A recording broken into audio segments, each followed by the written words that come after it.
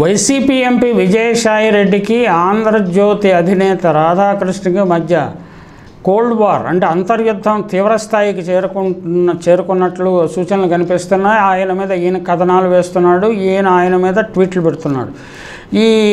ఈ విషయాల్లో మనకు కొత్త విషయాలు కూడా కొన్ని తెలుస్తుంటాయి, కొన్ని పాత విషయాలను మళ్ళీ పునరుద్ఘాటిస్తూ ఉంటారు. ఏదేమైనా తాజాగా విజయసాయి రెడ్డి గారు చేసిన విమర్శలను ఒకసారి తలుచుకోవడం బాగుంటుంది. ఎందుకంటే రాధాకృష్ణ గారు గతమెంత ఘనకీర్తి కాకుండా ఇప్పుడు కూడా చాలా ఘనకీర్తిని వహించి రాజకీయాలలో కీలక పాత్ర వహిస్తున్నారు.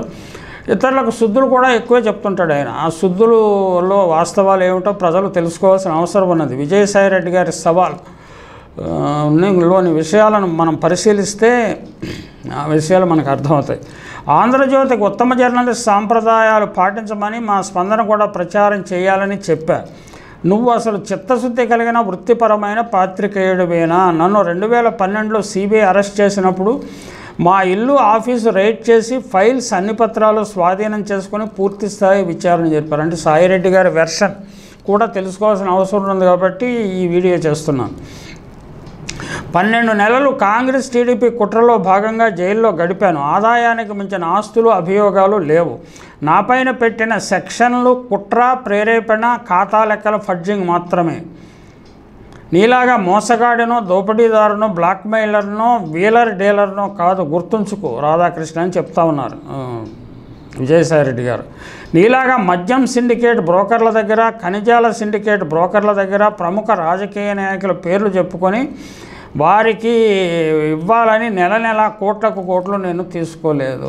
ఆయన ఎవరి గురించి మాట్లాడుతున్నాడు, ఎవరికి కోట్లు నోట్లు చేరతాయో మనం వేరుగా చెప్పనవసరం లేదు. ఇప్పుడు 2024లో విజయసాయిరెడ్డి అని నేను నువ్వు చెప్పే భూదందాలు, భూముల ఆక్రమణపై సిబిఐ, ఈడీ విచారణకు సిద్ధమని కూడా సవాలు చేశారు విజయసాయిరెడ్డి. నువ్వు సిద్ధమైన వేమూరి రాధాకృష్ణ ఇద్దరం కలిసి జాయింట్గా కేంద్ర విచారణా సంస్థలకు విచారణకు పిటిషన్ పెట్టుకుందాం, సిద్ధమా అని అడిగారు. సాధారణ విలేకరిగా ఇంత సంపద పోగేసుకున్నాం. సిఏ చదివి ఆడిటర్గా ప్రాక్టీస్తో ఈ స్థాయికి నేను వచ్చాను.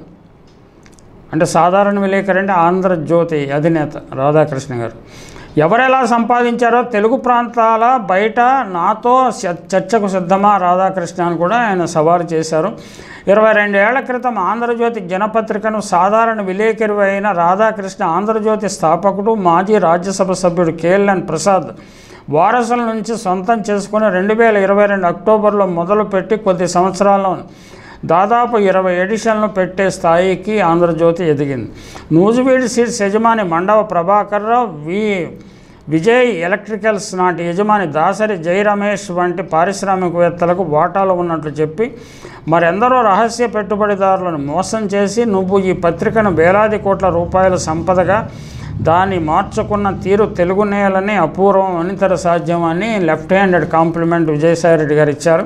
అంటే ఇందులో చెప్పిన విషయాలు చాలా వరకు పబ్లిక్ డొమైన్లో ఉన్నవి, ప్రజలకు ఎరికలో ఉన్న విషయాలే. కానీ మళ్ళీ ఆయన మీద దాడి జరగటం వల్ల ఆయన ఎదురుదాడి చేశారు.